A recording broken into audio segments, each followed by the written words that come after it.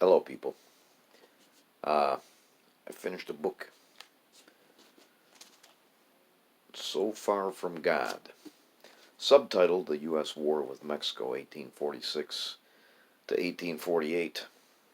Uh, it's Friday night. I've worked, I don't know, I got 42 hours or something this week. This is how I celebrate Friday night. I get in bed and I'm trying to work on another one here that I had stopped halfway through. The So Far from God part is a quote from somebody. They don't tell me who it is, but the entire quote is, "Alas, poor Mexico, so far from God, so close to America," which I thought was really funny. Uh, it's military history, you know. I love military history. Years and years ago, I did read another book about the Mexican-American War. And by the way, the Alamo has nothing to do with the Mexican-American War. I mean, it does indirectly, but it's not a battle during this war. Uh, the Alamo was, pretty much a battle between Texas and Mexico. Texas has done some weird things, like been their own country for a little while, all kinds of shit. The author, his name is John S. D. Eisenhower. I don't know what kind of other stuff Mr. Eisenhower has written, but he's not great at military history. Uh, I've read an awful lot of military history, and he gives me a lot more information about the politics behind the war, the little quibbling between the officers, the main 6 or 7 officers of what really are very small forces.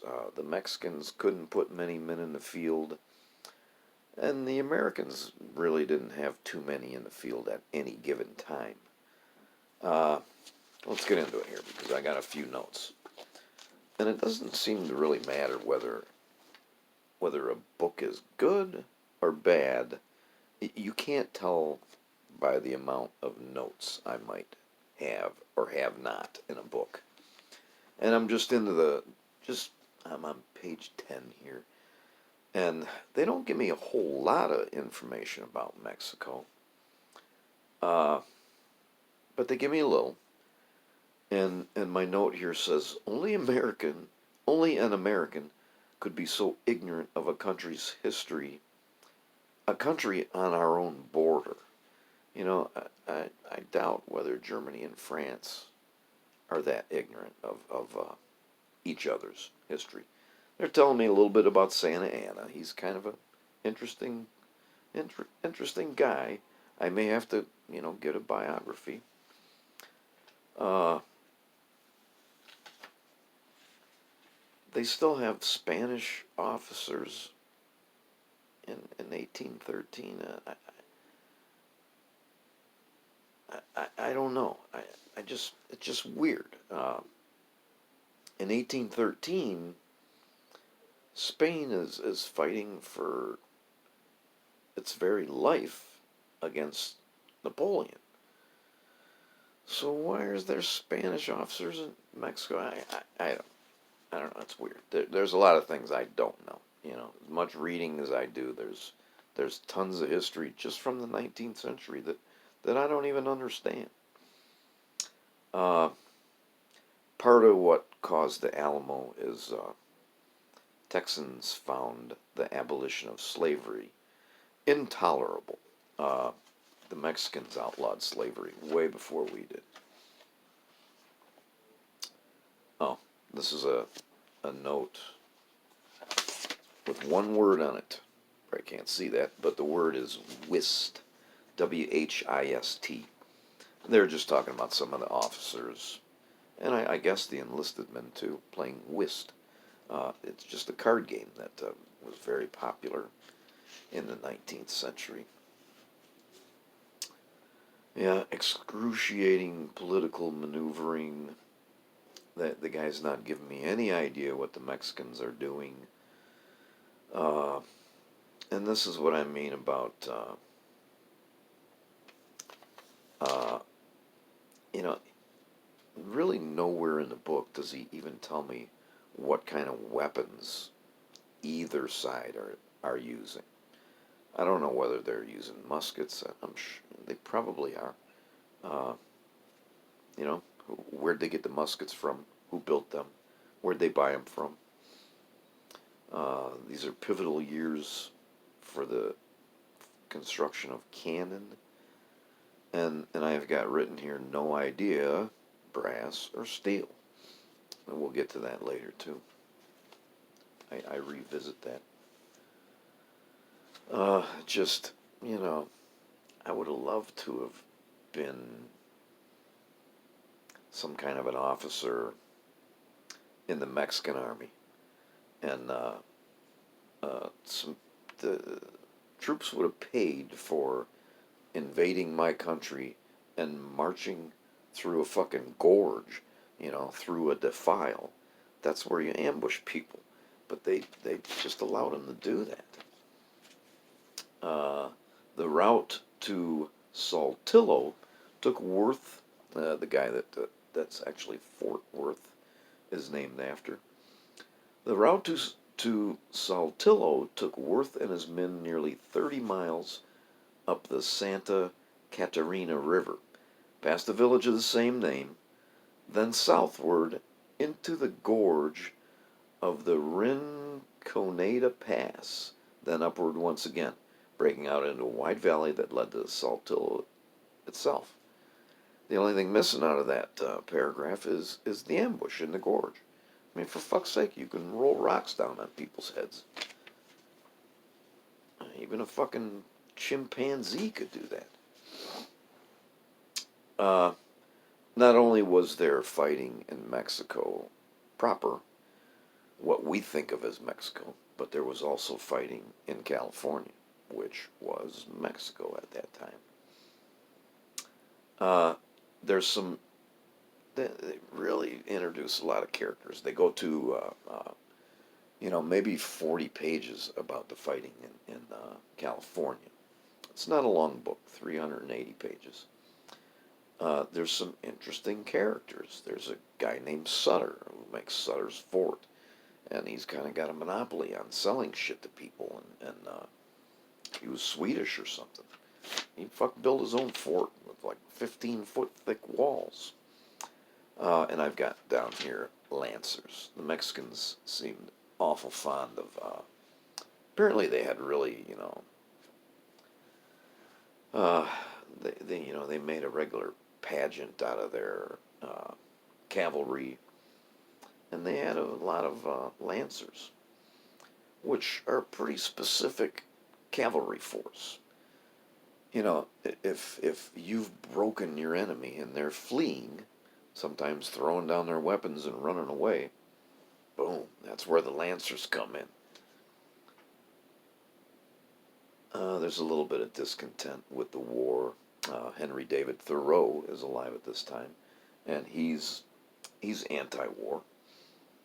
Uh, some Irish people were anti-war. I guess there was a few Germans along with those Irish. We'll get to that a little bit later too. And I just have written here, this is not great military history. And I used the example of one of the Crusade books that I read.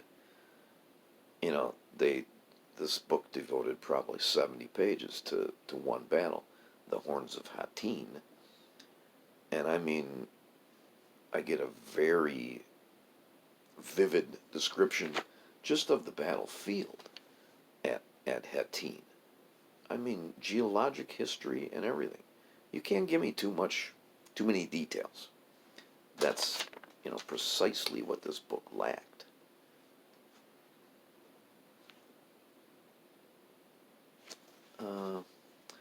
This is about the St. Patrick's Brigade. They really just barely mention them.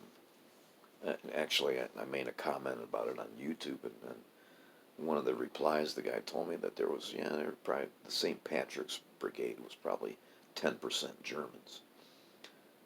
The deserters, rough men in a rough age, accepted their lot. That the deserters are the St. Patrick's Brigade after they had been captured, some of them killed.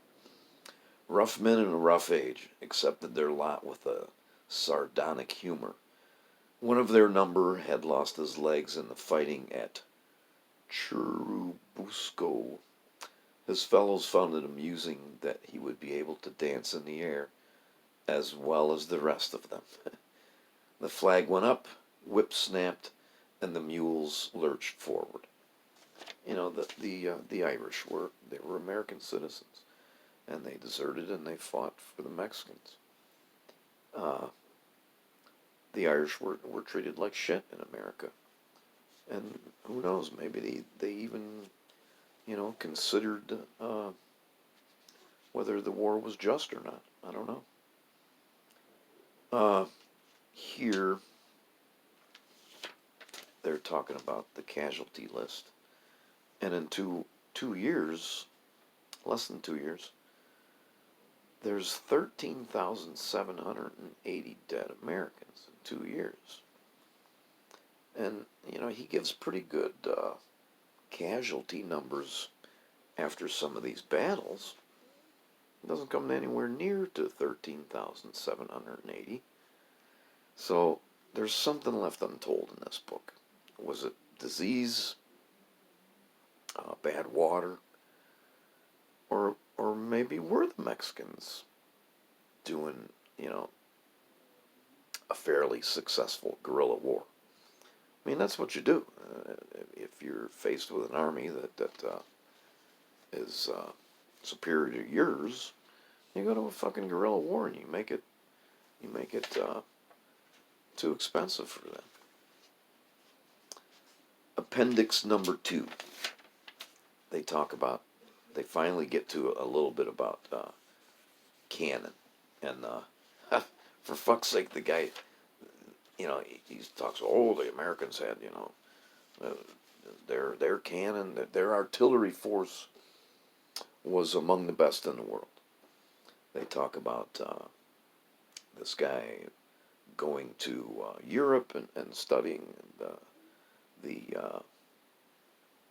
artillery there. Just a few years before that, like at Waterloo and shit, cannons were all brass. The steel that was being made at that time, you could make a cannon out of it, yeah, but it was a dangerous fucking thing because it was brittle steel. I know a little bit about it because I read the 1,200 page tome, The Arms of Krupp. It tells all about it.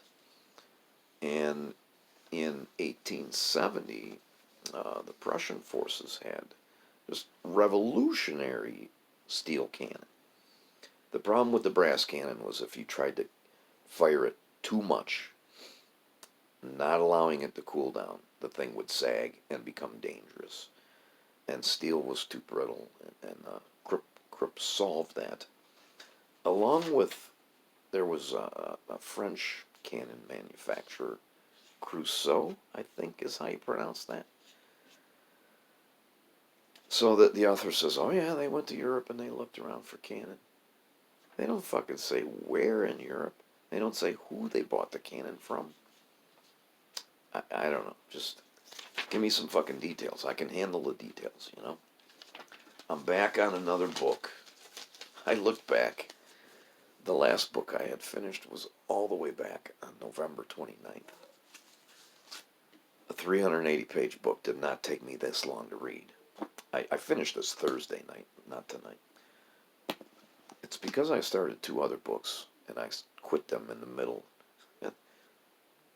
Not all books are created equal. You read books, and some of them are fucking excruciating. I'm going back to one of those books that I had started before. This Courtesans and Fish Cakes. I'm over 100 pages in that, so I'm going to make another effort to finish it. Thanks for watching.